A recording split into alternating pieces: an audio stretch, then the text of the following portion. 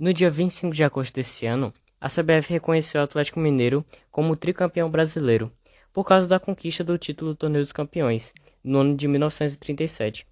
Mas mesmo assim, muitos torcedores de outros times do Brasil desconsideram esse título por não conhecerem de fato ele, e também por ele ser muito antigo. Para se ter uma noção, nessa época o São Paulo tinha apenas 7 anos e o Palmeiras e o Cruzeiro ainda eram chamados de Palestra Itália. Então nesse vídeo, vamos ver a história e como esse torneio ocorreu, e se ele realmente merece ser considerado um campeonato brasileiro. Mas antes de começar o vídeo, já vai se inscrevendo aí no canal, deixe seu like e compartilhe para que eu possa continuar trazendo mais conteúdos para vocês. Então sem mais enrolação, vamos pro vídeo. Bom, o campeonato em questão era o Torneio dos Campeões, que foi organizado pela antiga Federação Brasileira de Futebol, a FBF, no ano de 1937.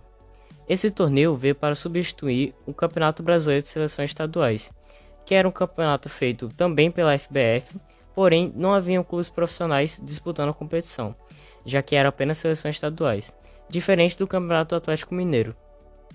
Então essa competição contou com a participação de apenas 6 times, todos da região sudeste e campeões estaduais de 1936.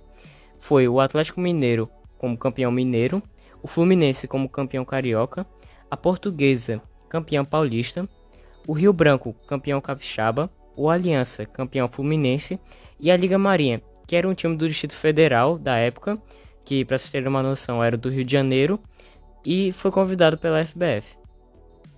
Então o campeonato foi feito em 3 etapas. Era a primeira fase, a segunda fase e o quadrangular final. Na primeira fase, o Aliança enfrentou a Liga Marinha e acabou sendo derrotado pelo placar de 2-0, sendo então eliminado. Aí na segunda fase, a Liga Marinha, que tinha passado da primeira, foi enfrentar o Rio Branco e acabou perdendo por 2-0 e também foi eliminado. Então o Atlético Mineiro, o Fluminense, a Portuguesa e o Rio Branco fizeram o quadrangular final. Esse quadrangular final foi dividido em 2 turnos, com jogos de ida e volta. Nessa época, a vitória valia só 2 pontos, diferente de hoje em dia, que são os 3 pontos. Inicialmente, o favorito para ganhar esse título, segundo a mídia, era o Fluminense, mas logo na estreia eles tomaram 4-1 da Portuguesa, só que depois conseguiram se recuperar, metendo um 6-0 no Atlético Mineiro e depois um 6-2 na própria Portuguesa, e por fim um 5-2 no Rio Branco. Só que aí acabaram perdendo o segundo jogo para o Rio Branco e para o Galo. E nesse jogo contra o Atlético Mineiro, os jogadores do Fluminense simplesmente abandonaram o campo nos 18 minutos do segundo tempo, depois de tomar um 4-1.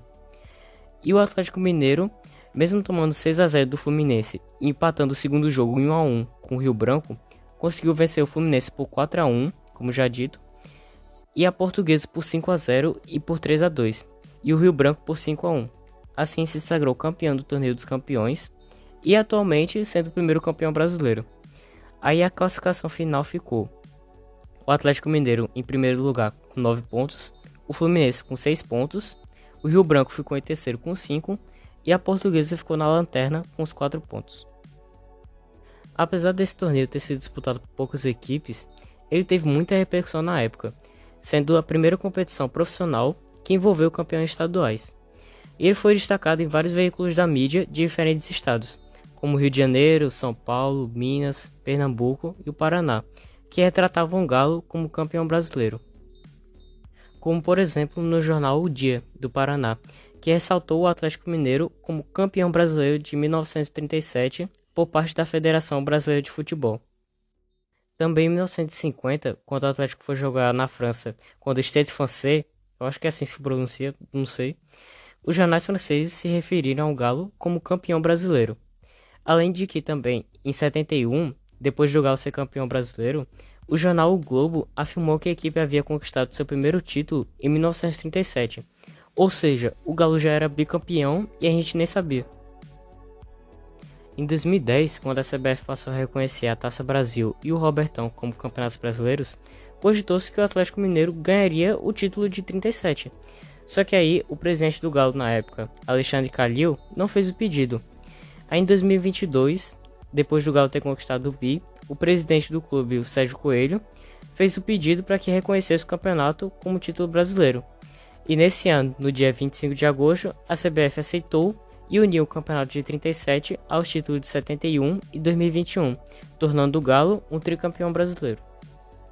Agora, unindo todos os fatores e a época da disputa do campeonato, eu acho que não é nenhum absurdo a CBF reconhecer esse título como um Brasileirão. E também vale ser ressaltado que esse torneio foi feito na década de 30, em que era muito difícil unir os times do norte ao sul do país. E pelo Brasil ser muito grande, demorava até dias para fazer as viagens para a região norte ou nordeste, por exemplo. Então era inviável uma competição totalmente nacional. Ou seja, esse campeonato era sim o Campeonato Brasileiro e o Atlético realmente um tricampeão brasileiro. Então é isso, espero que tenham gostado do vídeo. Demorou um tempinho para eu gravar esse áudio, porque eu estava tentando ajustar minha dicção certinho, porque ela não é muito boa. Mas deixa aí seu like, se inscreve aí no canal, deixe seu comentário também para falar o que achou do vídeo, o que eu posso melhorar. Mas é isso aí, até o próximo vídeo.